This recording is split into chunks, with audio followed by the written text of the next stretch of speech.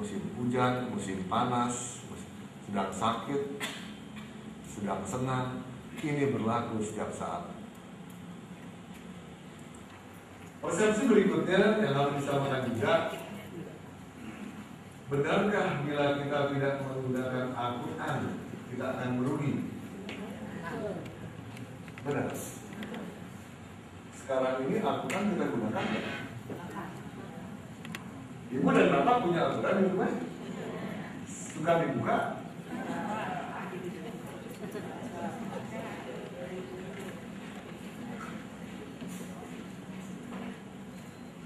Kalau kita menyadari bahwa Al-Quran itu merupakan pedoman hidup, kenapa kita harus punya pedoman?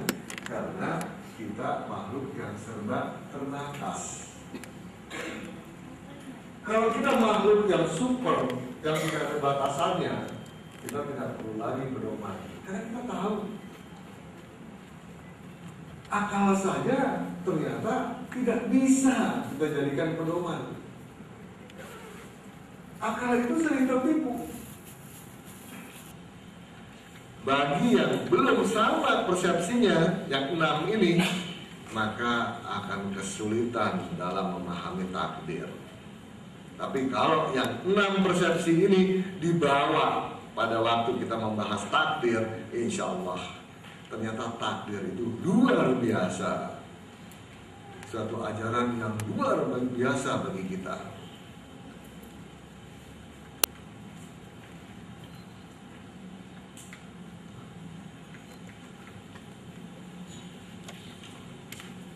Dari mana harus mulai? Saya kira kita harus menyadari dulu dengan adanya sunatullah, bahwa setiap fenomena, setiap peristiwa selalu bisa dilihat dari berbagai sudut pandang. Tidak ada suatu peristiwa yang hanya bisa dilihat dari satu sudut pandang, tidak ada. Semua bisa dilihat dari sudut pandang yang berbeda-beda. Contoh yang paling gampang, kalau misalnya saya mengajak Bapak membayangkan silet yang ceprit itu, ya. Nah, silet itu bisa dilihat dari sudut pandang berbeda-beda. Jadi kalau katakan mau diskusi mengenai silet, nah banyak nih diskusinya dari mana, ya. Bisa dilihat dari sudut pandang terbuat dari bahan apa. Kalau para ahli logam berkumpul, pasti mendiskusikan silet itu begitu. Silet yang bagus dibuat dari logam apa ya? Wah, di situ keluar ilmu ilmiahnya. Tapi mempermasalahkan dari bahan apa dibuat silet. Itu kalau para ahli logam. Tapi ada juga yang berkumpul, ya, dia membahas silet, ukuran tipisnya berapa?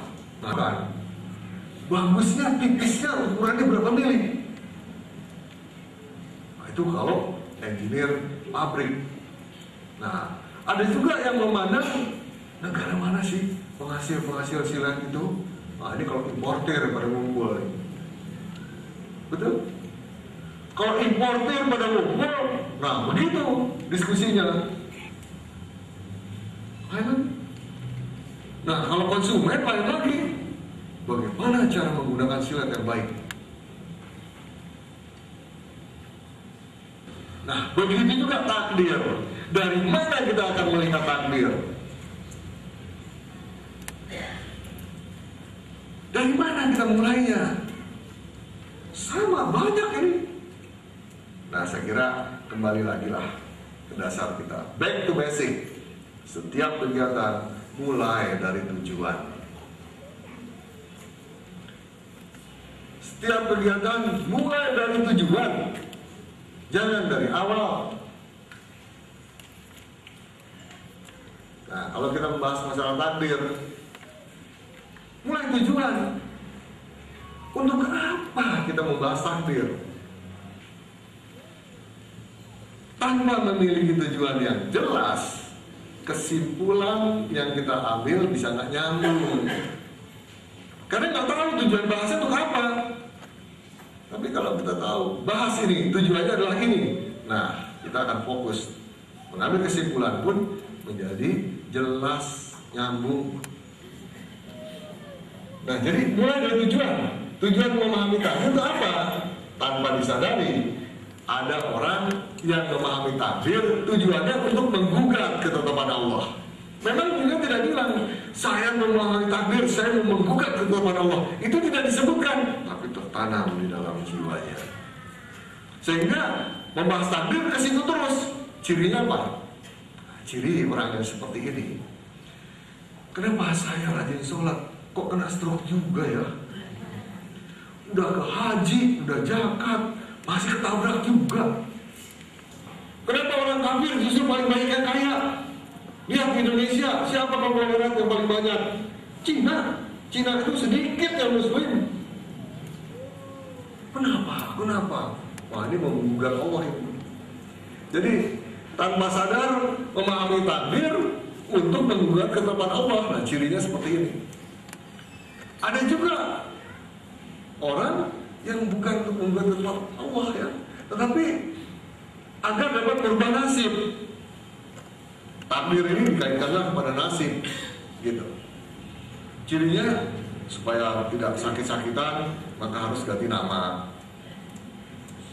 Namanya udah keren-keren tuh, diganti jadi selamat, sehat. Karena sakit-sakitan.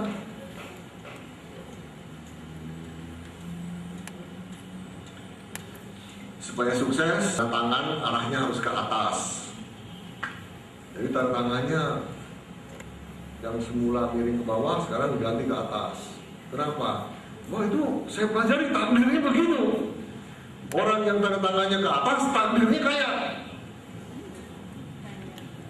Nah, ini tanpa sadar memahami takdir agar dapat merubah nasib, ya. Kemudian ada juga yang memahami takdir keinginannya apa? Supaya dunia bahagia akhirat surga, DBAS, tidak terampas. Saya ingin paham apa itu takdir supaya DBAS saya tidak terampas. Bagaimana caranya saya bisa tetap DBAS walaupun ada badai melanda? Ini yang ingin dia capai. Jadi dia tidak ingin menggugat Allah, dia tidak ingin merubah nasib, tapi dia ingin tahu ajaran takdir ini supaya DBAS tidak terampas. Jadi dengan demikian, ya,